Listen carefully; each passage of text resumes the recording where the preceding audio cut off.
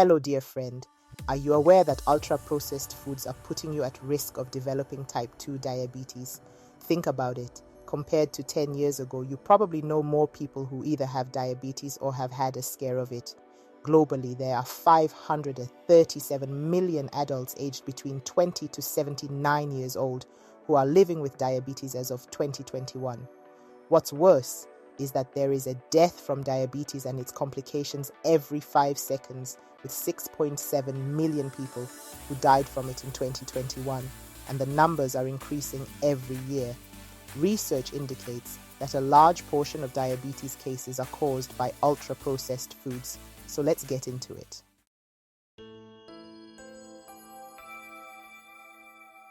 First things first, let's break down what type 2 diabetes is. I will be using type 2 diabetes interchangeably with diabetes. Do note we are only discussing type 2 and not type 1 in this video. Simply put, diabetes is a chronic condition where your blood sugar levels are too high. This happens because your body either doesn't produce enough insulin or it can't use the insulin it does make effectively. Insulin is a hormone produced by the pancreas. Its primary role is to regulate blood sugar or glucose levels.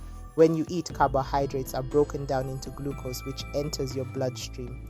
In response, the pancreas releases insulin, which acts like a key, allowing glucose to enter cells where it can be used for energy or stored for later use. Type 2 diabetes often begins with a condition called insulin resistance. In this state, the cells in your muscles, fat, and liver don't respond well to insulin and can't easily take up glucose from your blood. This forces your pancreas to produce more insulin to help glucose enter the cells. As insulin resistance worsens, glucose builds up in the bloodstream because it can't enter the cells effectively. This condition is known as hyperglycemia. The pancreas tries to compensate by producing even more insulin, but over time the beta cells in the pancreas become overworked and start to lose their ability to produce enough insulin. Eventually, the pancreas can no longer keep up with the body's increased demand for insulin. The beta cells become damaged and may die off, leading to a decrease in insulin production. This combination of insulin resistance and insufficient insulin production results in consistently high blood sugar levels, which defines type 2 diabetes.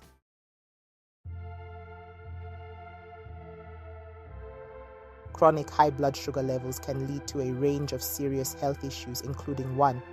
Cardiovascular disease. High blood sugar damages blood vessels and nerves, increasing the risk of heart disease and stroke. 2. Nerve damage or neuropathy. Excess sugar can injure the walls of the tiny blood vessels called capillaries that nourish your nerves, especially in the legs. 3. Kidney damage or nephropathy. The kidney's filtering system can be damaged by high blood sugar, leading to kidney disease or failure. 4. Eye damage or retinopathy. Diabetes can damage the blood vessels of the retina, potentially leading to blindness.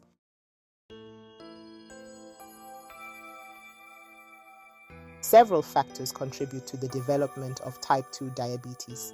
1. Genetics. Family history plays a role in increasing the risk of developing type 2 diabetes. 2. Obesity. Excess fat, particularly around the abdomen, increases the body's insulin resistance. 3. Sedentary lifestyle. Lack of physical activity contributes to weight gain and increases insulin resistance. 4. Diet. Diets high in processed foods, sugars, and unhealthy fats can contribute to insulin resistance and obesity, both of which are risk factors for type 2 diabetes.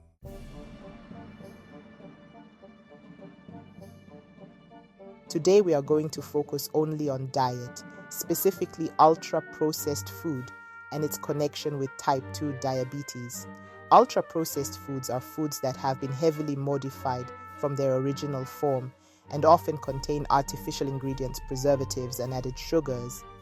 Think sugary cereals, snack cakes, and even some healthy granola bars. They're convenient but might come with hidden dangers. I discuss details on the classification of and how to spot ultra-processed foods in the linked video above.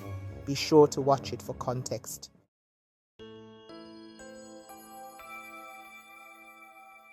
The first study is a systematic review and meta-analysis of longitudinal studies.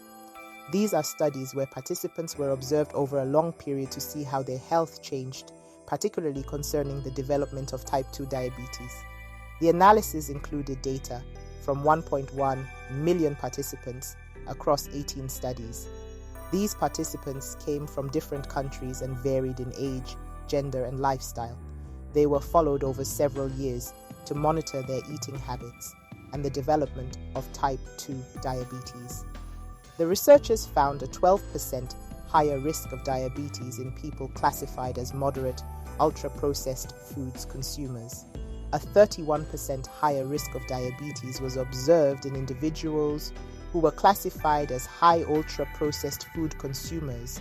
When separated by sex, for men, moderate intake of UPFs was associated with 12% risk of diabetes, while for women, the risk was 11%. But when comparison was made in people who did not eat UPFs at all, high intake increased the risk of diabetes by 37% and 25% in men and women, respectively. That is a significant amount. A frequency of consumption from 2 to 4 times per week showed a 20% risk for diabetes, and consumption of 5 or more times per week increased diabetes risk by 44%. This difference was not statistically significant in people who only ate UPFs once a week. When they compared the effect by region, they found that the risk of developing diabetes was higher in Western than Eastern populations at 32% versus 13%. Interestingly, the risk was also higher in participants below the age of 50 compared to those above the age of 50, especially in the high UPF intake category. Put in numbers, that's a 20% higher risk in under 50s.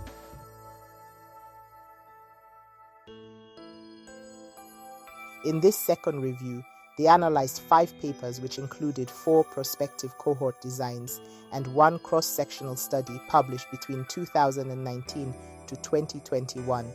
These studies were carried out in France, Spain, Netherlands, United Kingdom, and Canada.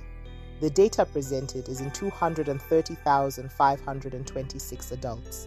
The results revealed that UPF consumption was associated with a 74% increased risk of diabetes.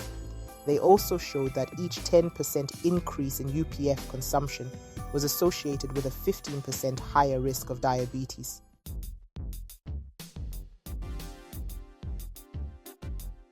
In this third 2023 review, they examined the relationship between ultra-processed food intake and type 2 diabetes risk among 3 large U.S. prospective cohort studies. This analysis included a total of 415,554 participants. When compared to low intake people in the highest category of ultra-processed food intake had a 56% higher risk of developing diabetes. And each increase in 1 serving of ultra-processed food intake was associated with a 5% higher risk of diabetes. In the meta-analysis, the highest versus the lowest level of total ultra-processed food consumption was associated with a 40% risk for diabetes, as can be seen with the position of the diamond and overall relative risk. For each 10% increment of total ultra-processed food intake, there was an additional 12% increase in the risk of developing diabetes. The most interesting results from this analysis were that not all ultra-processed foods cause diabetes. As you can see from this graph, intakes of sauces, spreads, and condiments, artificially and sugar-sweetened beverages, animal-based products ready to eat or heat mixed dishes, and other ultra-processed foods were associated with higher diabetes risk. But intakes of ultra-processed breads and cereals, packaged sweet snacks and desserts, packaged savory snacks, and yogurt and dairy-based desserts were associated with lower diabetes risk. Among the ultra-processed breads and cereals subgroup, further subdivision allowed the identification that intakes of ultra-processed cereals and ultra-processed dark breads and whole grain breads were associated with lower diabetes risk, whereas intakes of other ultra-processed refined breads were associated with higher risk.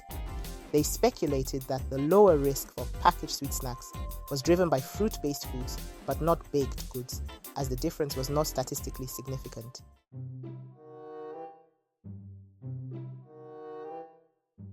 The most recent study was published in May of this year in Diabetology, a journal by Du et al. This is not a review, but a prospective cohort study that followed up 13,172 participants who did not have diabetes at recruitment for a median of 21 years in the USA. On average, participants in the highest consumption category consumed 8.4 servings per day of ultra-processed foods versus 3.6 servings per day for the lowest category. As for minimally processed or unprocessed foods, it was 7.6 servings per day versus 10.1 servings per day in high versus low ultra-processed food intake categories. They reported that participants in the highest quartile of ultra-processed food intake showed a 17% and 13% significantly higher risk of developing diabetes in models 1 and 2. However, when they controlled for BMI in Model 3, this significance was lost. They found that BMI mediated 40% of the association between ultra-processed food and diabetes. The association between servings of ultra-processed food per day intake and the risk of incident diabetes was roughly linear, with a 2% higher risk for each additional serving per day of ultra-processed foods consumed.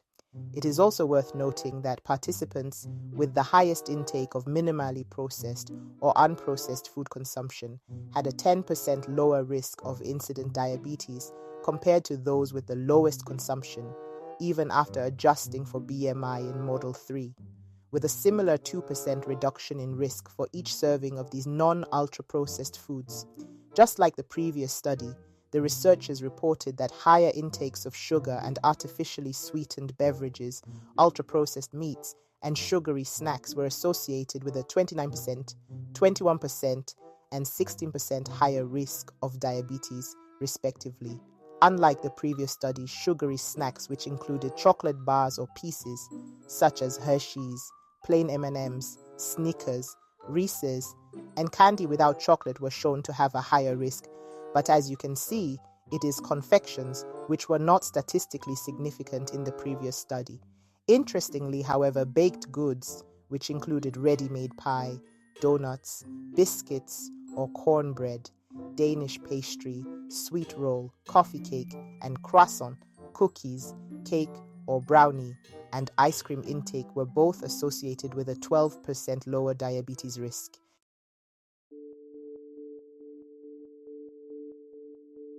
The evidence is clear. Ultra-processed foods can significantly increase your risk of developing type 2 diabetes.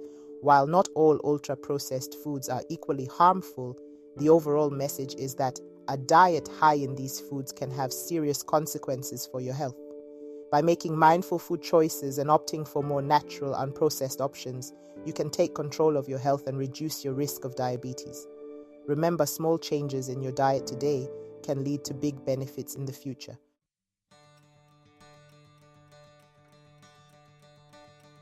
Here are a few practical steps you can take to reduce your risk of developing type 2 diabetes. 1. Eat more whole foods. Focus on incorporating more whole, unprocessed foods into your diet. Fresh fruits, vegetables, whole grains, lean proteins, and healthy fats are great choices. These foods provide essential nutrients and help regulate blood sugar levels. 2. Limit ultra-processed foods. Try to minimize your intake of ultra-processed foods, such as sugary snacks, ready-to-eat meals, and processed meats. Instead, opt for homemade meals and snacks made from whole ingredients. 3. Stay active. Regular physical activity can help you maintain a healthy weight and improve insulin sensitivity. Aim for at least 150 minutes of moderate exercise, such as brisk walking or cycling each week. 4. Maintain a healthy weight. Keeping your weight within a healthy range can significantly reduce your risk of diabetes. If you're overweight, even a modest weight loss of 5 to 10% can make a big difference. 5. Choose healthy fats. Incorporate healthy fats from sources like nuts, seeds, avocados, and olive oil into your diet. These fats can help improve heart health and manage blood sugar levels. 6. Monitor carbohydrate intake. Be mindful of the types and amounts of carbohydrates you consume. Choose complex carbs like whole grains and legumes over refined carbs like white bread and sugary cereals, as they have a lower impact on blood sugar. 7. Stay hydrated. Drink plenty of water throughout the day and limit sugary drinks like soda and juice. Staying hydrated helps your body function properly and can aid in maintaining healthy blood sugar levels. 8. Get regular checkups. Regular health checkups can help you monitor your blood sugar levels and detect any early signs of diabetes. Early intervention is key to preventing the progression of the disease.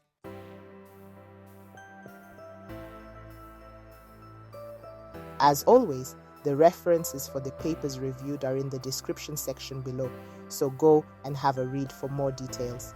If you found this video helpful and want to stay informed about how to protect your health, be sure to hit that subscribe button. Don't miss out on more tips, insights, and science-backed information that can help you live your best, healthiest life.